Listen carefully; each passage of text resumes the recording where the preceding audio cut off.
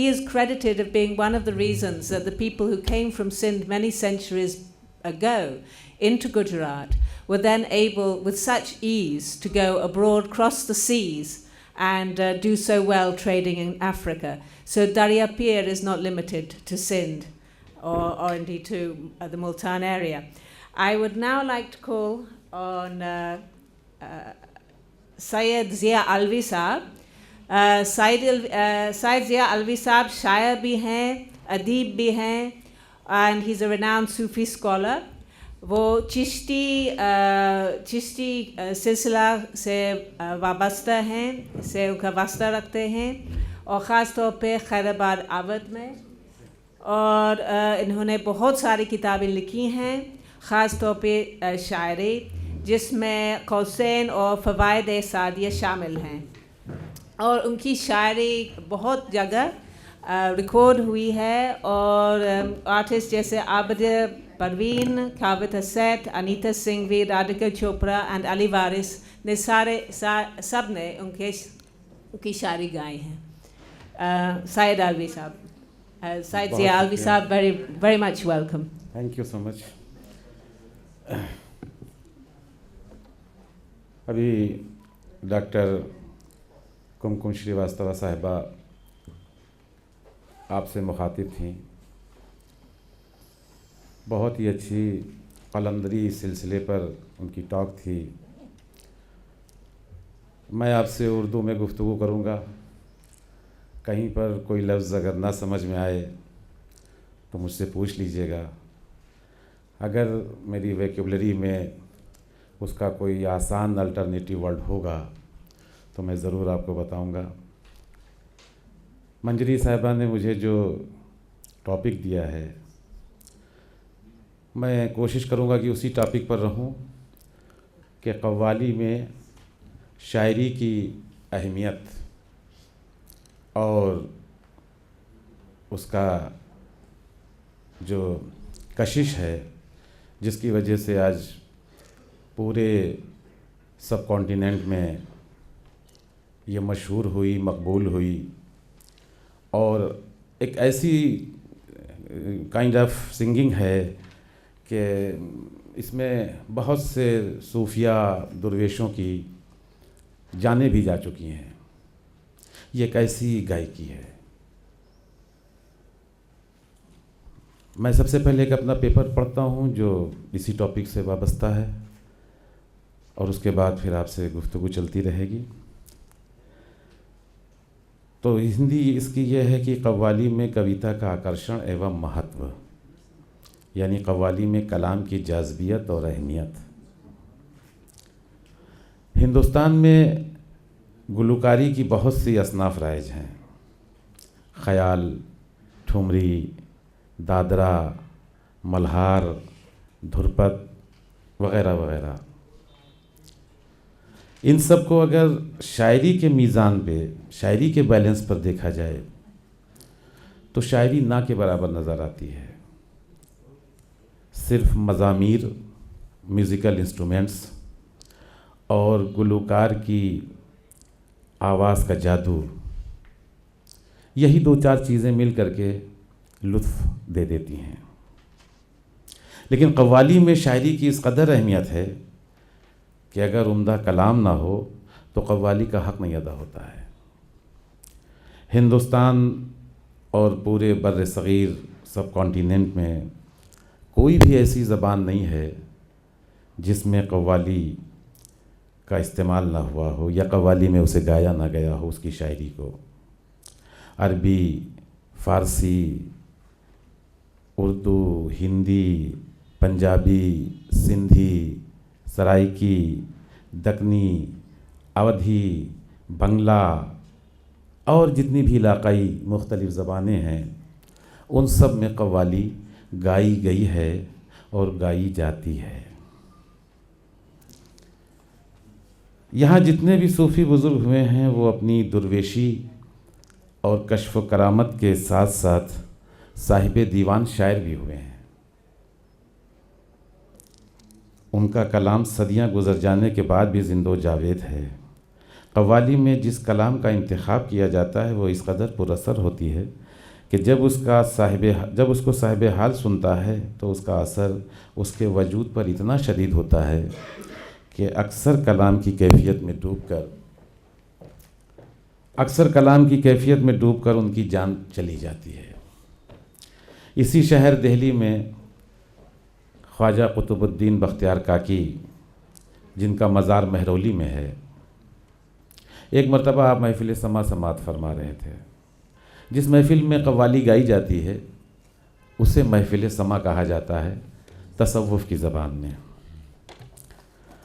قوالوں نے خواجہ احمد جام زندہ پیل مست کا کلام شروع کیا۔ اب ذکر آیا ہے خواجہ احمد جام زندہ پیل مست، میں سوچ رہا ہوں کہ ان سے بھی آپ کو متعارف کراتا چلوں، ان کا بھی انٹروڈکشن آپ سے کرا دوں کہ خواجہ احمد جام یہ ہندوستان کے باہر کے صوفی بزرگ درویش ہوئے ہیں اور صاحب دیوان شاعر ہیں۔ ان کا درویشی سے پہلے کا زمانہ یہ تھا کہ یہ شراب بہت پیا کرتے تھے، بے حد شراب پیتے تھے،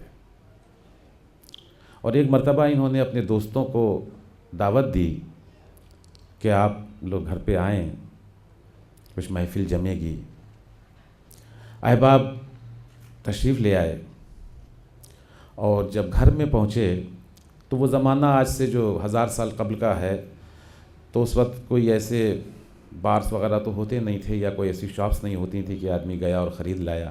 سراہیوں میں، گھڑوں میں، مٹکوں میں شرابیں وغیرہ جمع کی جاتی تھیں۔ تو جب دوست آ گئے اور آپ نے سوچا کہ ان کی ہم تواضع کریں، گھر میں گئے، جو بھی سراہی پلٹ کے دیکھ رہے ہیں وہ سب خالی پڑی ہوئی۔ بہت نادم، بہت شرمندہ، بہت پریشان کہ دوست آ گئے ہیں، ہم نے دعوت دی ہے، رات کا وقت ہے، شراب گھر پہ نہیں ہے، کیسے ان کی تواضع کریں۔ تو دوستوں سے کچھ عذر پیش کر کے، کوئی بہانہ کر کے آپ نے کہا کہ آپ لوگ تشریف رکھیے، ہم ابھی آتے ہیں۔ گھر سے باہر نکلے کہ جائیں بستی میں کہیں شراب تلاش کریں، لیکن جس بھٹی پر جائے گئے، اس وقت بھٹیاں ہوتی تھیں شراب پکانے والی، جس بھٹی پر گئے وہاں شراب نہیں ملی۔ اندھیرے میں پریشان حال بستی میں بھٹک رہے تھے کہ ایک جگہ پر ان کے پاؤں میں ٹھوکر لگی، اور ٹھوکر اتنی زبردست لگی کہ یہ اللہ کہہ کے بیٹھ گئے پیر پکڑ کے۔ تو اس وقت ایک غیبی آواز آئی کہ اے احمد، جس قدر تو شراب کی تلاش میں بھٹک رہا ہے، اگر اللہ کی تلاش میں بھٹکتا تو تیرا کیا مقام ہوتا۔ اس غیبی آواز کا آنا تھا کہ خواجہ احمد جام اسی وقت تائب ہو گئے، توبہ کر لی۔ اب دیکھیے قدرت کے کرشمے، ادھر تائب ہو جاتے ہیں، آگے بڑھتے ہیں تو ایک بھٹی مل جاتی ہے جس پر شراب تیار ہوتی ہے۔ سوچا آپ کیا کریں، چلو ہم نہیں پئیں گے لیکن دوستوں کے لیے لے لیں۔ شراب دوستوں کے لیے لے لی، اور جا کر کے وہاں سے جب سرو کی تو لوگوں نے کہا کہ آپ، تو انہوں نے اپنا واقعہ بیان کیا کہ یہ مجھ پہ گزرا اور میں تائب ہو چکا ہوں، میں نے توبہ کر لی ہے۔ دوستوں نے اپنے اپنے جام رکھ دیے اور کہا یہ کون سی مہمان نوازی ہے کہ آپ نہیں پئیں گے اور ہم پی کے چلے جائیں، ہم بھی نہیں پیتے۔ اسی لمحے پھر ایک غیبی ندا آتی ہے، اور اس غیبی ندا میں یہ کہا جاتا ہے کہ اے احمد، ایک جام میری طرف سے۔ اب وہ جو جام پیا تو بالکل دنیا ہی بدل گئی۔ ریاض خیرآبادی کا شعر ہے کہ 100 سالہ دور چرخ تھا ساغر کا ایک جام، نکلے جو میں کدے سے تو دنیا بدل گئی۔ اب وہاں دنیا بدل گئی اور ان کا مقام ہی کچھ اور ہو گیا۔ جب قدرت کسی کو اپنے انتخاب میں لیتی ہے تو ایسے ایسے لوگوں کو بھی انتخاب میں لیتی ہے اور ان کا کیا مقام بنا دیتی ہے۔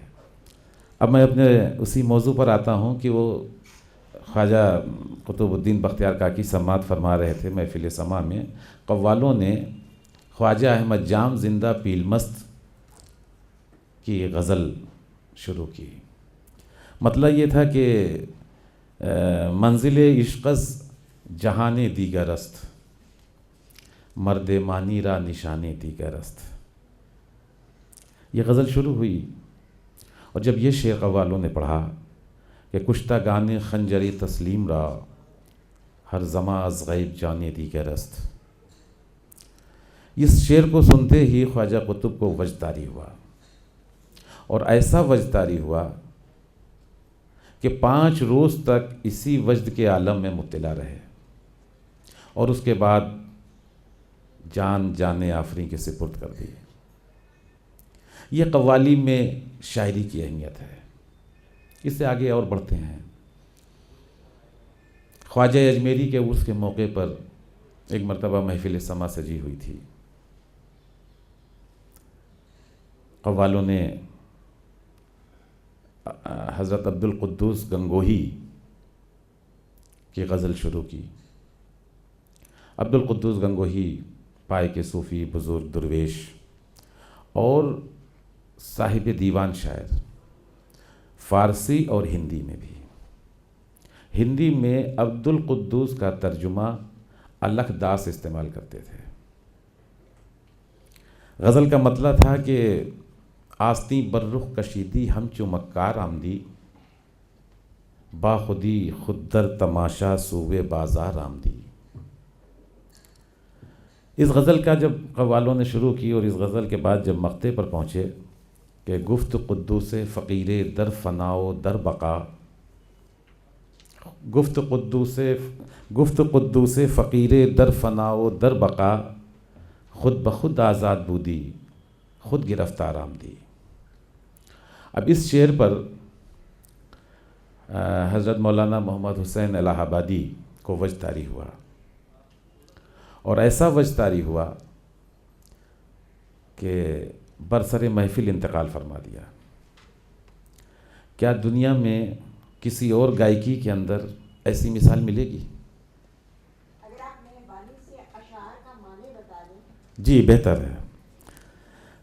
میں نے یہ غزل جو حضرت عبدالقدوس گنگوہی کی بتائی تھی کہ آستیں بر رخ کشیدی ہم چو مکار آمدی۔ مکار ہم لوگوں کی اصطلاح میں جو ہے وہ ایک عجیب انداز میں استعمال کیا جاتا ہے کہ بہت ہی، لیکن اس کے لٹریری میننگ ہیں کہ ہیلہ باز، ہیلے کرنے والا، یعنی آستیں بر رخ کشیدی ہم چو مکار آمدی، کہ وہ محبوب جب اپنی آستین چہرے پر رکھے ہوئے آیا، با خودی خود در تماشا صوبے بازار آمدی، وہ خود ایک تماشا لے کر صوبے بازار آ جاتا ہے اپنا چہرہ آستین میں چھپائے ہوئے۔ آگے مقطع فرماتے ہیں کہ گفت قدوس فقیر در فنا و در بقا، اے قدوس فقیر تو بیان کر فنا اور بقا کے بارے میں، خود بخود آزاد بودی، وہ خود بخود آزاد ہوتا ہے اور خود گرفتار ہو جاتا ہے، گرفتار کرنے کے لیے آ جاتا ہے۔ تو اس طرح تاریخ میں کوئی بہت سے ایسے ہزاروں واقعات ہیں میرے علم میں، جس طرح سے صوفیوں نے، درویشوں نے اور قلندروں نے اپنی جانیں اس کلام میں دیں جو کلام قوالی میں گایا جاتا تھا۔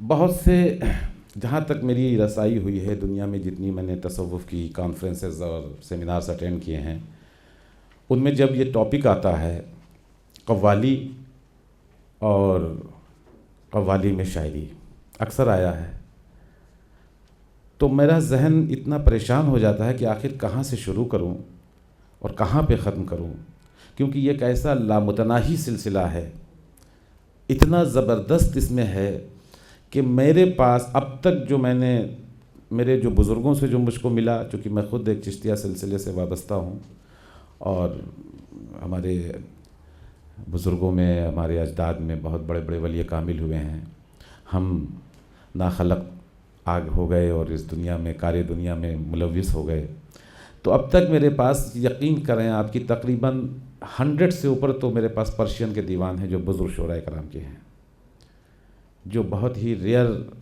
اب دنیا میں ملتے نہیں ہیں، اور اس کی شاعری کی بہت سی فیلڈز ہیں، بہت سی اصناف سخن ہیں، یعنی کائنڈ آف پوئٹری ہیں، جس میں الگ الگ طرح سے کلام کہا جاتا ہے، حمد ہے، نعت ہے، منقبت ہے، غزل، قصیدہ، مرثیہ، مثنوی، مستزاد وغیرہ وغیرہ، بہت سی کائنڈ آف پوئٹریز ہیں۔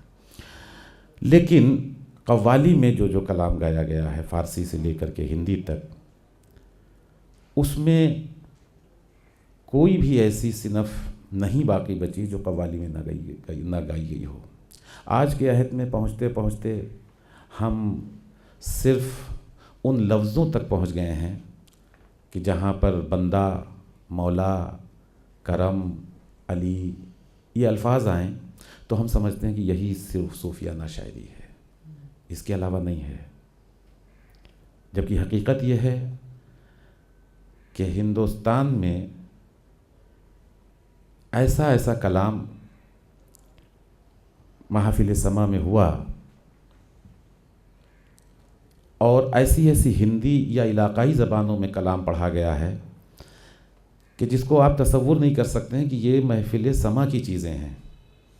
فلم والوں نے اٹھا لیا، فلموں میں لے گئے، قوالی کو اٹھایا، قوالی کو فلم میں لے کر گئے، لیکن فلم میں نہ تو وہ ڈیووشنل نقشہ کھینچ سکے، نہ وہ کلام کا معیار پیش کر سکے۔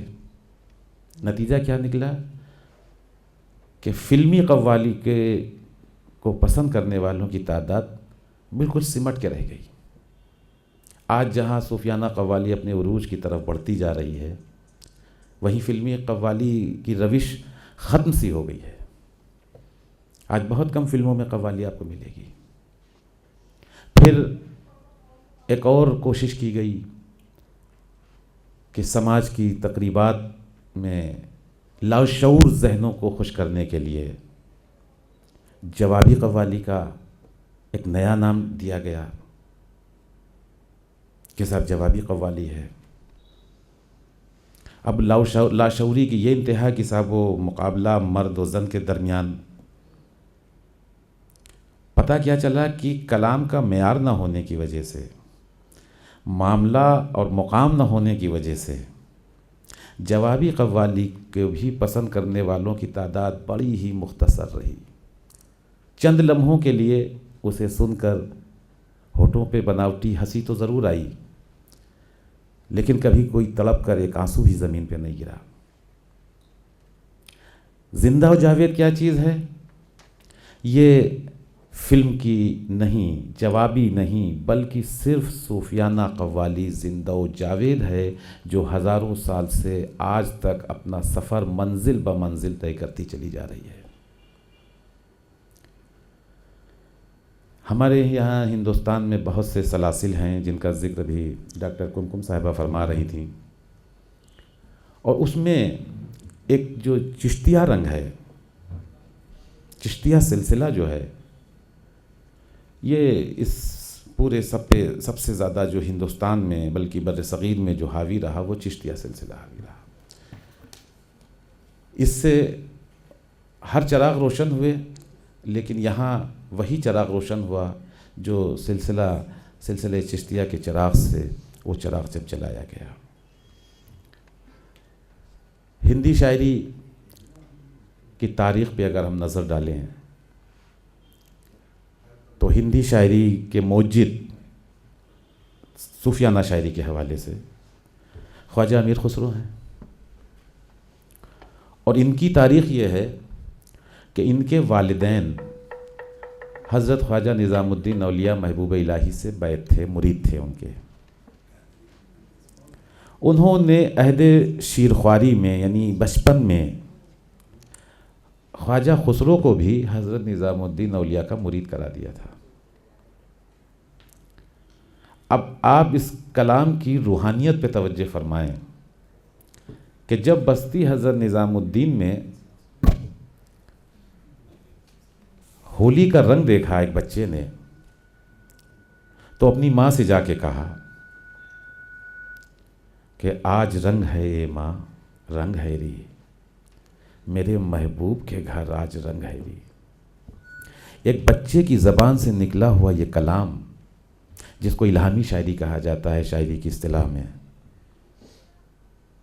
وہ کلام آج 700 سال سے زائد کا زمانہ ہو گیا ہے، لیکن چشتیہ سلسلے کے ہر عرس میں، ہر عرس کا اختتام اسی رنگ پہ ہوتا ہے۔ آج رنگ ہے اے ماں، رنگ ہے ری، میرے محبوب کے گھر آج رنگ ہے ری۔ محبوب مراد خواجہ نظام الدین اولیاء، چونکہ آپ کا لقب محبوب الہی تھا۔ حضرت خواجہ خسرو اس سرزمین، اس ہندوستان کی ایک ایسی شخصیت ہوئے ہیں کہ جس فیلڈ میں ان کو دیکھا جاتا ہے تو ان کا کوئی نہ ثانی نظر آتا ہے، وہ صرف یکتا نہ دکھائی دیتے ہیں۔ میوزک کی لائن ہو، شاعری کی لائن ہو، کشف و کرامت کی لائن ہو، فقر و فاقہ کی لائن ہو، درویشی کی لائن ہو، جس طرف جس میدان میں نظر ڈالیں، یا سیاسی حلقے میں بھی دیکھیں کہ اس زمانے میں گورنر تک کی پوسٹ پہ رہے آپ نے جتنا کلام کہا ہے، ابھی تک جتنے میں نے دیوان ان کے تلاش کیے ہیں، مجھے مکمل دیوان اب تک نہیں مل پایا، میری 25 سال کی تلاش کی محنت کے باوجود مکمل کلام ابھی تک نہیں مل پایا ہے۔ کتنا فارسی میں کہا، کتنا ہندی میں کہا۔ اور ان کی بڑی مشہور زمانہ غزل ہے، جس میں انہوں نے ایک فن کی انتہا دکھائی ہے، نہ ان کے بعد، ان سے پہلے کوئی کہہ پایا، نہ ان کے بعد کوئی کہہ پایا، جس میں ایک ٹکڑا فارسی کا، ایک ٹکڑا ہندی کا، ایک مصرع فارسی کا، ایک مصرع ہندی کا۔ دنیا کا کوئی بھی قوال ایسا نہیں ہے جس نے اس کو گایا نہ ہو، یا بڑے سنگرز کو بھی آپ دیکھ لیں۔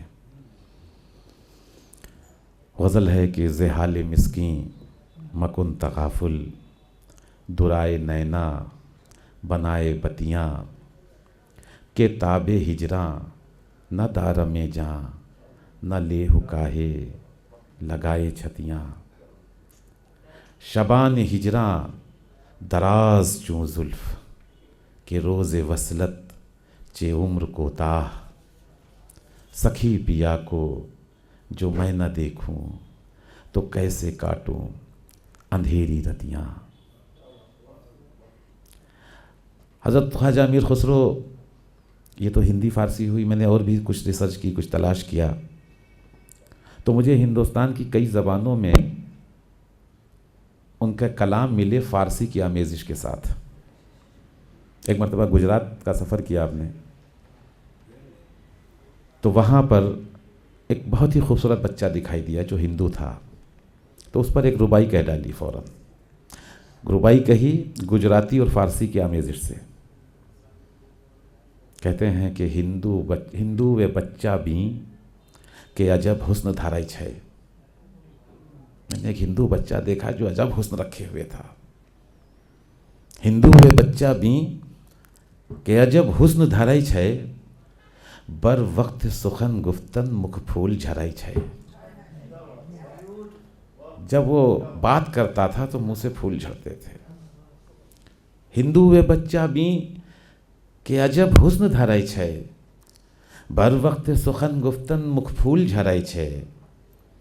گفتم ز لب لال تو یک بوسے بگیرم، میں نے اس سے کہا کہ ایک بوسہ مجھے دو۔ گفتہ کی ارے رام ترک کاہی کرئی چھے، تو وہ کہنے لگا ہے رام اے ترک تو کیا کہہ رہا ہے۔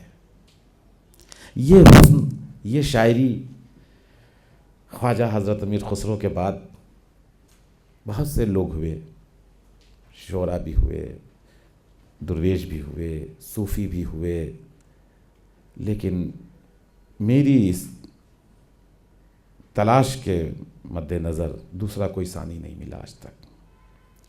لیکن زمانہ کبھی ایک جگہ پر رکتا نہیں ہے، لوگ آتے رہتے ہیں، زمانہ اپنے سفر میں چلتا رہتا ہے۔ آگے بڑھتے ہیں تو یہ دیکھتے ہیں کہ یہ سلسلہ جب دہلی سے اور ہندوستان کے خطوں کی طرف پھیلتا ہے تو بہت سے شعراء، بہت سے بزرگ، بہت سے درویش اور بھی ہوتے ہیں جن کا کلام ہوتا ہے، اور ایسا کلام ہوتا ہے کہ وہ قوالی کی روح بن جایا کرتا ہے۔ خسرو نے اپنی زندگی میں ایک آخری دوہا کہا تھا اور بہت ہی مشہور زمانہ وہ دوہا ہے کہ تاریخ یہ ہے کہ جب وہ بنگال میں تھے اور مرشد کا وصال ہو گیا اور مرشد نے یہ وصیت کی تھی اپنے دیگر مریدین کو کہ جب خسرو آئے تو میری قبر سے 40 قدم دور رکھنا، ورنہ اس کی تڑپ دیکھ کر مجھے قبر سے باہر آنا پڑے گا اور جو شرع کے لیے ایک غلط روایت بن جائے گی۔ تو جب وہ زمانہ آج کے جیسے زمانہ موبائل وغیرہ اور کا زمانہ تو تھا نہیں، جب خبر ملی بنگال اور کہاں دہلی، آپ وہاں سے واپس ہوئے، آئے اور باقی آپ کے پیر بھائیوں نے کہا کہ یہیں تک آپ کی حد ہے، مرشد نے یہ ارشاد فرمایا ہے۔ اب یہ عشق کی انتہا ہے کہ وہ دیکھا قبر کی طرف اور یہ دوہا فرما دیا کہ گوری سوئے سیج پر مکھ پر ڈالے کیش، چل خسرو گھر آپ نے سانجھ بھئی چوندیش، اور اس کے بعد آپ نے بھی وصال فرما دیا۔ عموماً دیکھا جاتا ہے کہ عشق کی منزل یہ ہوتی ہے کہ عاشق تو عشق کرتا ہے، چاہتا ہے، لیکن معشوق کو اتنا عشق نہیں ہوتا ہے جتنا عاشق کو ہوتا ہے، یا پیر کو فالو کرنے والے، پیر کو ماننے والے اس کو عشق کرتے ہیں، لیکن پیر بہت کم کسی سے عشق کرتا ہے۔ یہاں معاملہ بالکل برابر کا تھا۔ خواجہ نظام الدین اولیاء فرماتے ہیں کہ اگر شریعت اجازت دیتی تو میں خسرو کو اپنی لحد میں لے کر لیٹتا۔ یہ دوسری طرف سے بھی عشق ہے۔ ایک جگہ فرمایا ہے کہ اگر خدا مجھ سے پوچھے گا بروز محشر کہ نظام تم دنیا سے میرے لیے کیا لائے، تو میں خسرو کو پیش کر دوں گا کہ دنیا سے اگر کوئی تحفہ ملا تو وہ خسرو ملا ہے۔ یہ مقام تھا حضرت خواجہ امیر خسرو کا، اور سلسلہ میں بتا رہا تھا کہ جب آگے بڑھا اور اودھ کی سرزمین پر پہنچا تو اودھ اور دیگر علاقوں پہ اگر طائرانہ نظر ڈالی جائے تو بہت سے کلام فارسی سے، ہندی سے، اردو سے، اودھی سے ایسے منتخب ہوئے جو قوالی میں خوب استعمال ہوئے، اور بڑے بڑے قوالوں نے انہیں گایا اور ان کی پذیرائی ہوئی۔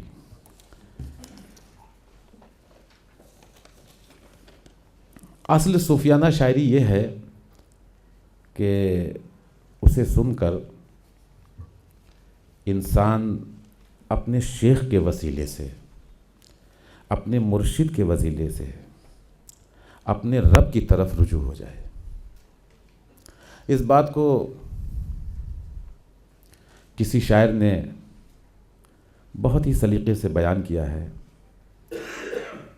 کہ وہ حرم کے راستے سے گو پہنچ گئے خدا تک،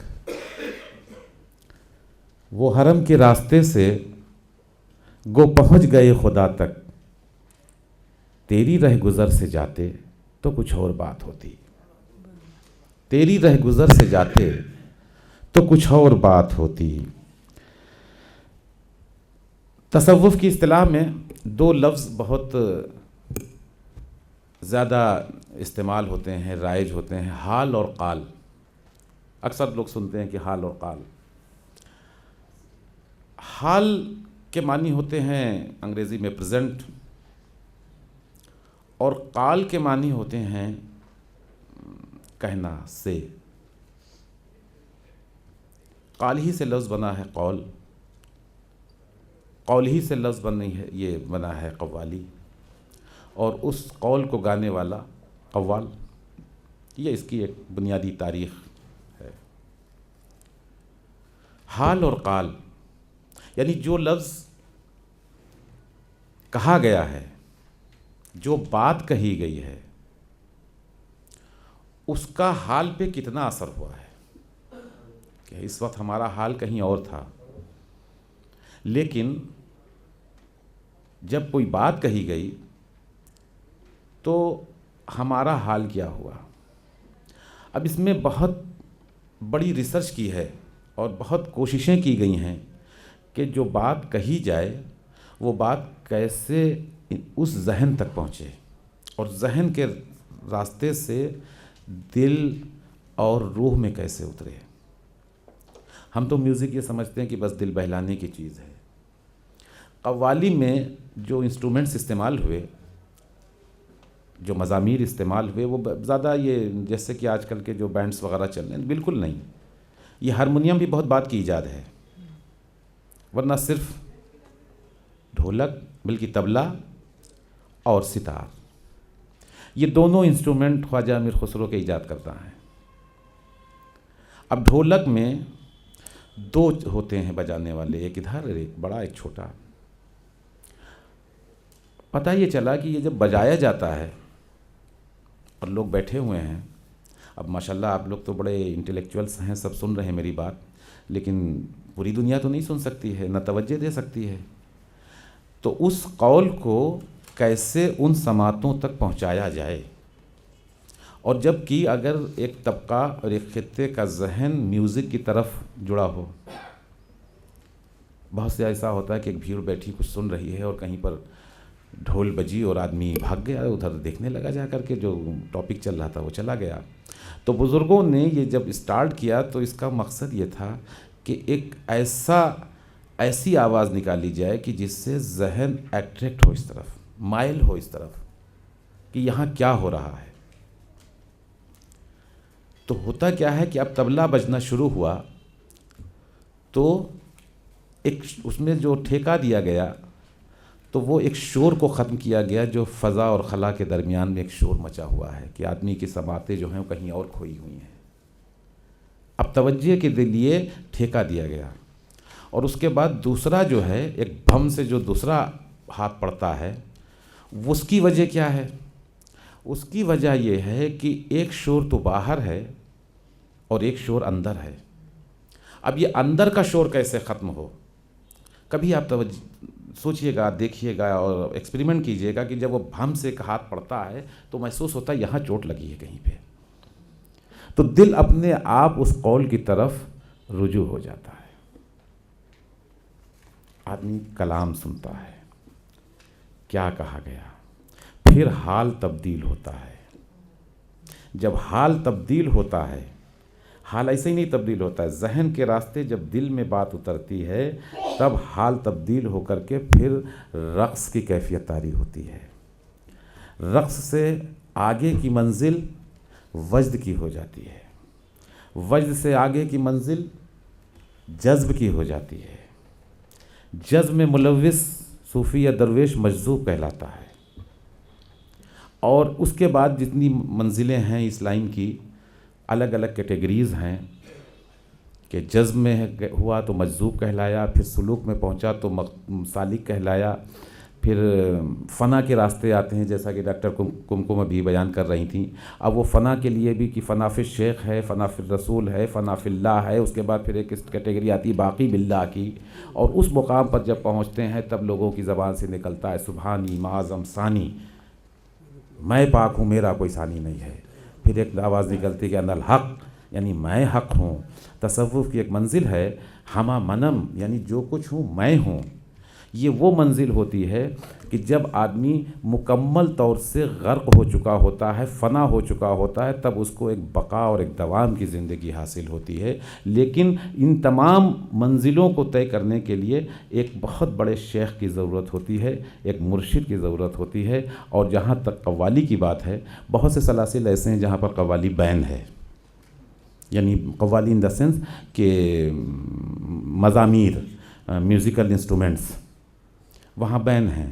لیکن چشتیہ نظامیہ اور چشتیہ صابریہ سلسلہ اور قلندریہ اور وغیرہ جو سلاسل ہیں، ان کے یہاں قوالی ایک بہت ہی اہم رکن مانی جاتی ہے. محفل سماع جس کو کہتے ہیں، سماع من سننے کے ہوتے ہیں، اور اسی سے پھر سماع خانہ اور سماعت کرنا وغیرہ وغیرہ یہ الفاظ نکلتے ہیں.